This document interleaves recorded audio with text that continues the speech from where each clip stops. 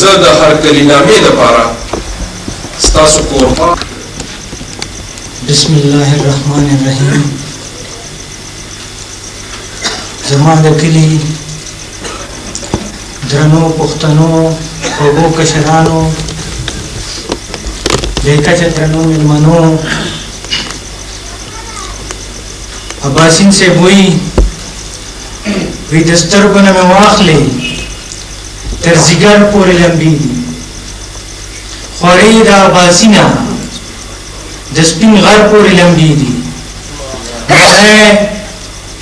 نړۍ په خوله د امن امن ورد کوي لګیا ده، نړۍ په خوله د امن امن ورد کوي لګیا ده، د امن د کمترې په وزر پورې لمبې دي.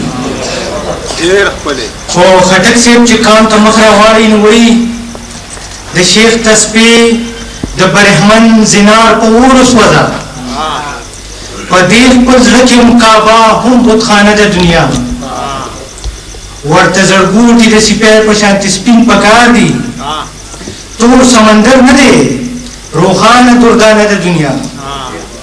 او هم دغه ستر بابا چې د استبداد ماڼو ته مخ راواړي نو وایي چې نشه د استبداد لري په سر کې، چې نشه د استبداد لري په سر کې، ما ته یو دی که مغل دی که افغان، چې زما د کور ازغي ته کاږه ګوري وایم چې اور شوې د هغوی په ګلستان. ګرانو پښتنو، نننی پروګرام به د تولاندی د پښتنو د طبیعت مطابق کیږي. ستاسو مدام دا ګیلئ چې قربانه وره او میلمانه اخر ته پاتې شي. نن به داسې نه کوو. د دې پروګرام درې برخې دي. زما د دې پیژنګلو نه پس اباسین صاحب به د سترو جایزو ایوارډونو او د سترتیا د مستندو پیاوړو پروګرام ته ښکلا بخي. دویم به صادق صاحب د نړۍ او زمانې درانه شاعران تاسو ته وروي. ګرانو مېلمنو، تولاندی د درنو پښتنو کلی دی. زما د کلي روایات تل ژوندي ساتلي دي او نن هم یقین دی چې د مېلمنو په درناوي کې به داسې هېڅ کچ نه پرېږدي چې هغه خپل ځلان شران بې کچه قدر کوو چې دا کلی په نړۍ کې ځلولی دی. دا کلی د سیاست په میدان کې د سالار تاج محمد خان کلی دی.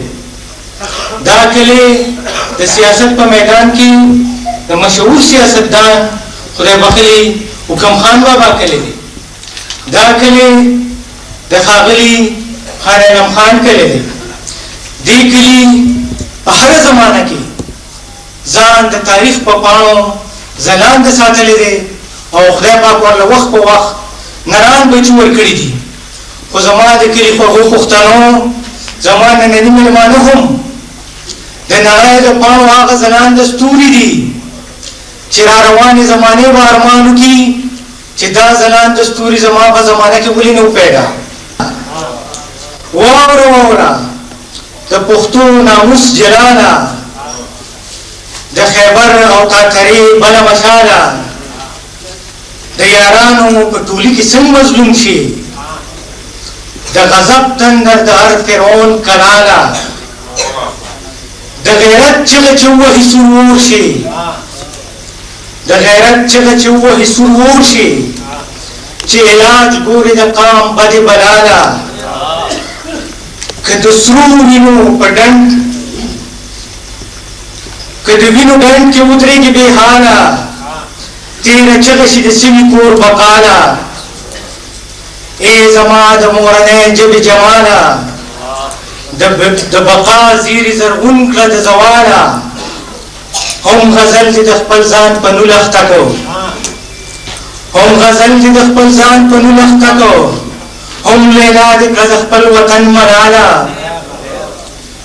لر او بر کې دې د نظم انګازي دي، تا رسول پښتو نظم تر کماله.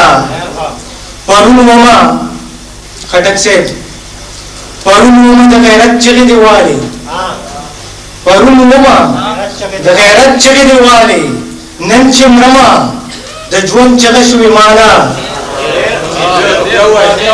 پړون ومه د غیرت چغې دې والې نن چې مرمه د ژوندون چغه شوې ماله په خیر راغلې سلام والا سلام والا اے زما د زمانې نره خوشاله